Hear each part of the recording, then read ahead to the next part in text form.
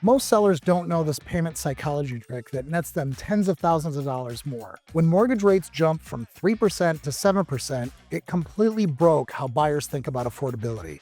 But sellers keep treating this like it's still 2019, wondering why their perfectly good house sits there like a teenager at a middle school dance, all dressed up with nowhere to go. See, your buyer isn't walking around with total price in their head. They're walking around with a monthly payment. It's the same reason nobody goes car shopping thinking, I want to spend exactly $47,000. They go in thinking, I could probably swing about $600 a month. Now, when rates more than doubled, that comfortable payment they had in mind suddenly buys way less house. And that's where sellers completely blow it. The biggest myth in real estate right now is that cutting your price helps buyers afford your house. But here's the truth. Dropping your price 50 grand at 7% interest only reduces their payment by about $300. However, if you offer $20,000 toward a rate buy down to 5.5%, their payment drops $700. You just gave them $400 more relief every single month while keeping another $30,000 extra in your pocket. Buyers don't need a cheaper house. They need a payment that doesn't make them hyperventilate. Now here's something a lot of people forget about. When you slash your price, you contaminate every valuation on your street for the unforeseeable future. That desperate move of yours becomes a permanent record that every appraiser references. So your neighbor who's just trying to refinance, they just lost a ton of equity. Or the couple 3 doors down trying to sell, well, now they're fighting your ghost. Meanwhile, rate buydowns leave zero trace in the public records. No contamination, no desperation signal. Just a clean transaction at full market value that happens to help your buyer. Do you want to know what's really bleeding you dry? It's the carrying costs while you wait for perfection. Every month your house sits unsold on the market, costs you mortgage payments, insurance, utilities, and maintenance. And that could easily add up to about $4,000. After 3 months, that's 12 grand gone forever. Most sellers are holding out for 6 months and then they panic cut $40,000. The total damage, $52,000 between carrying costs and the price cut. Or you offer $15,000 in buydowns today, sell next week, save $37,000. That stubbornness isn't strength, it's just expensive. The online search behavior tells you everything. Buyers don't filter by total price anymore. They filter by estimated monthly payment. Zillow, Realtor.com, Redfin, they all show payment calculators before the contact button. Your perfect house at the perfect price gets skipped because the payment calculator shows a number that makes the spouse say, absolutely not. But adjust that payment through a buydown and suddenly you are way back in the game. Every time you drop your price, Zillow puts a scarlet letter on your listing. Price reduced. That badge, it doesn't whisper opportunity, it screams, something is wrong here. Buyers start wondering, what do you know that they don't? Is it the foundation? Is it the neighbors? Meanwhile, that listing down the street, it stays at full price, offers a buydown instead, and then it sells clean. There's no desperation badge, there's no public shame, and there's no buyers thinking you're hiding black mold in the attic. Price cuts create suspicion. Payment solutions, well, they create gratitude. And here's a golden opportunity most sellers don't even know exists. If you bought with a VA or FHA loan between 2020 and 2022, you are sitting on an assumable mortgage at rates from the golden years. Your buyer can take over your loan, it's called assuming it, and they can keep your beautiful 3% rate and finance just the difference. It's like having a time machine for mortgage rates, but most sellers don't even know they have it. Let me show you the math that moves houses. You take a $500,000 home, option 1, cut 50 grand, it drops to $450. At 7%, your buyer's paying $2,900 a month.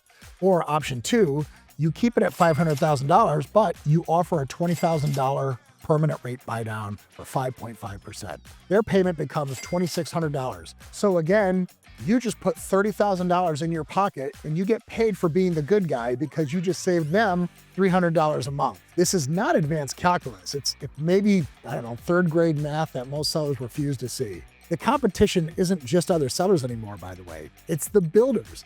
Builders are smart. New construction builders are offering rate buydowns on every home because they understand payment psychology. And while you're over here playing price limbo, they're speaking directly to what buyers actually care about. And guess what? They're winning. But here's your advantage as a for sale by owner. You don't have 6% commission eating into your flexibility. That's $30,000 on a $500,000 house that you can deploy strategically instead of just blindly handing that over to the agents. If you priced according to the feeding frenzy template, you won't need adjustments. But if it's too late for you or you're in a stagnant market, here's the escalation strategy. In week 1, you offer $5,000 toward buydowns. In week 3, try $10,000. Week 5, take it to $15,000.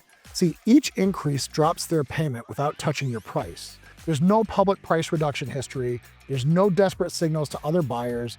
Just strategic payment adjustments that preserve your home's value while speaking to what buyers actually want. Now, something interesting happens with taxes that a lot of sellers miss. Price reductions, they lower your capital gains because you're selling for less. But buydown contributions, they're selling costs, just like commissions or closing fees. So you get the same tax treatment whether you cut price or offer buydowns, except with buydowns, you preserve your home's market value for future comps. So your accountant's going to high-five you, assuming accountants do that sort of a thing. Mine never has, but anyway, you might be different. Here's the nightmare scenario I'm trying to help you avoid. If you cave and accept a lowball offer, and then the deal falls through during the due diligence period, well, now what? You can't magically erase that accepted offer from existence. Every future buyer knows you were willing to take $450. They anchor there. The negotiation position is destroyed forever. But if you have a buydown offer that falls through, well, that's just it. It just falls through. It vanishes like it never happened. There is no public record. There are no Zillow alerts that go out saying, oh, price reduce, or anything like that. So there's no leverage loss, and there's no permanent damage to your position. Protection beats desperation every time it's tried. Now, the data from 2008 versus today reveals something fascinating. Back then, buyers had access to creative financing. For example, stated income loans, adjustable rates, zero down, and price was everything because payments were flexible. But today, buyers face much stricter lending requirements and very rigid rates. They can't massage the payment through creative financing anymore. The only flexibility, it has to come from you. And that shift fundamentally changed what moves houses. Nobody tells you about buydown buyers. Many sellers don't ever learn this about buydown buyers until it's too late. Unlike normal buyers who are suspicious, they're grateful. When you help them achieve their payment goal, they see you as a partner, not an adversary. And when it comes to inspection time, they're not nickel and diming you over outlet covers and doorknobs. They got what they wanted, a payment they can live with. You got what you wanted, your asking price. That goodwill translates to smoother negotiations, fewer demands, and faster closings. Price cut buyers always want more blood. Payment solution buyers, they just want to move in. The strategic framework for this market isn't complicated. Your house has a value, now defend it. Your buyer has a payment threshold, respect it. Bridge that gap with buydowns, not price cuts. Keep your equity, solve their problem, close the deal. While your neighbors race to the bottom, you're playing chess instead of checkers. Your home value stays intact, your buyer gets their monthly comfort zone, and you walk away with more money than the panic seller down the street who thought the only solution was to keep cutting until someone bit. Now, if you enjoyed this video, I want you to check out this one right here because it's going to take you through one of the biggest scams in real estate pricing, and I'm here to help keep you safe.